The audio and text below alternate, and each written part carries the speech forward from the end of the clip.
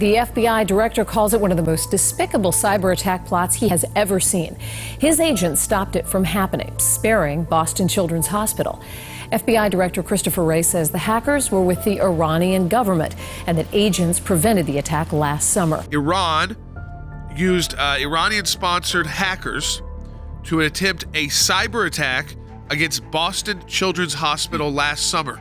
At the same time, the Biden administration was trying to renew their talks to get into the nuclear deal again with Iran. We got a report from one of our intelligence partners indicating Boston Children's was about to be targeted. FBI Director Christopher Wray says the tip came last summer, and the FBI and Boston Children's cyber team immediately sprung into action. The two already had a long-standing relationship, which was key to blocking the threat before it could disable the hospital's systems. They're sitting down with the Iranians, or attempting to negotiate a nuclear deal, and there's no indication that President Biden is even having second thoughts about that. Quick actions by everyone involved, especially at the hospital, protected both the network and the sick kids who depended on it. Cybersecurity expert Peter Tran says he's not surprised, unfortunately, because healthcare systems are so interconnected.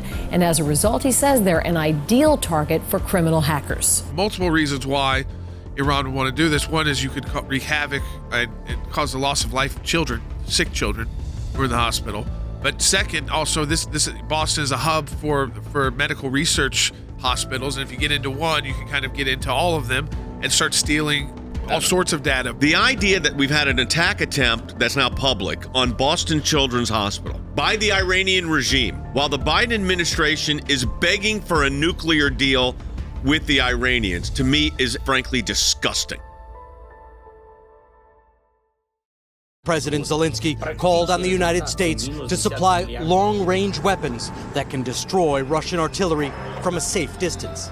Overnight, in a guest essay in the New York Times, President Biden described how his administration is trying to strike a balance between helping Ukraine without triggering a wider war. The president last week said that he was not going to send advanced weapon systems to Ukraine, not additional weapon systems, and then decided he will send these advanced weapon systems. Are you going to send long-range rocket systems to Ukraine?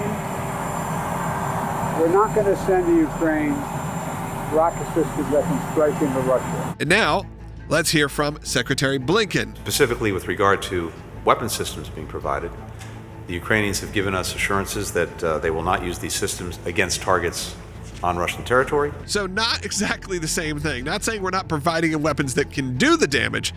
We're just taking their word for it. There's a difference between not sending them weapons that can strike deep into Russian territory and then giving them weapons that can, with the promise from the Ukrainians that they will not do it. He wrote the U.S. will send some long-range weapons, which Ukrainians have promised not to fire into Russian territory. You know, we have no way of making them keep that promise.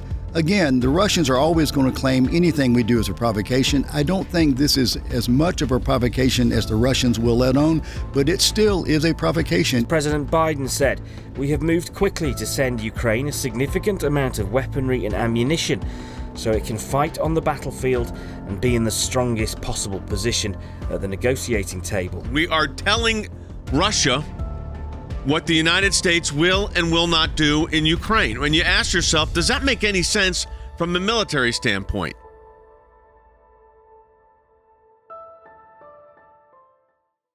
We have now learned through litigation, through a Freedom of Information Act request that we sent out after going to court, that Iran Minister of Foreign Affairs, Zarif, met with a, quote, off-the-record conversation with, ready for this, former U.S. ambassadors and policy analysts at an informal off-the-record meeting. It is important for President Trump to listen to advisors who have better knowledge of our region rather than novices who know nothing about our region. The importance of this topic as, again, the ACLJ work.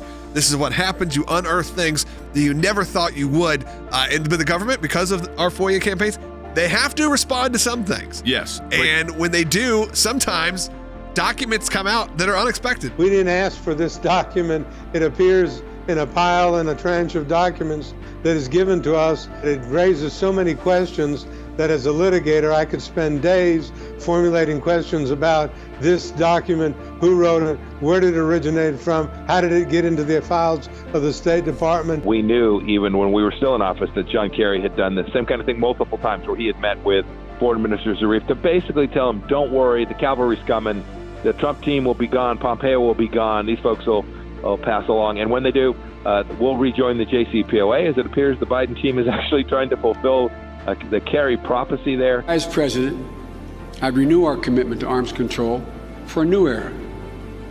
The historic Iran nuclear deal we negotiated blocked Iran from gaining nuclear weapons. If Tehran returns to compliance with the deal, I would rejoin the agreement. The shocking part of this, and it is shocking, is that this document exists, that this meeting took place, and that this document then found its way into the now unclassified documents of the State Department.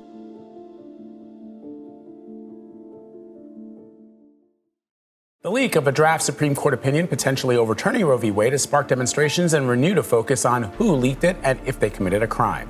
Chief Justice John Roberts, who confirmed the document's authenticity, has directed the marshal of the court to launch an investigation. It's been escalated that Chief Justice Roberts ordered the investigation on May 3rd, and now the Marshal Curley, a lawyer, former armored colonel, who oversees the police officers at the building, she has now asked for the individual cell phone data of the law clerks of the Supreme Court of the United States. It's a big move. Initially, it's going to be pretty much an internal Supreme Court investigation, okay? And to get a little more specific, they are going to get cell phone, email, and text information from all of the, I think it's 36 law clerks, okay? And they're going to start combing through all of that. Now, the marshal does not have criminal investigative powers. The marshal cannot issue a subpoena, no, correct? Cannot issue a subpoena, cannot compel the production as a grand jury can or as a United States attorney can. I'm not sure what the federal offense is here, if there is one, or if it's just an ethics violation. But people's jobs are possibly at stake here. But it's a major investigation, and it should be done. Let's be very clear. This was a fireable offense. If they discover who the leaker was, if they find out who produced this document to the press, that's a fireable offense. And assuming they were a lawyer, a licensed attorney, it's a reason to refer them to the state bar. But from a criminal matter, none of the relevant criminal provisions really would apply here. But what we have to remember here is, why was this leaked? And the reason this was leaked was to put pressure on justices, to create public outcry, to try to get legislation, all of which failed. But the justices are still under a security envelope right now. So that's what it was done for. Right.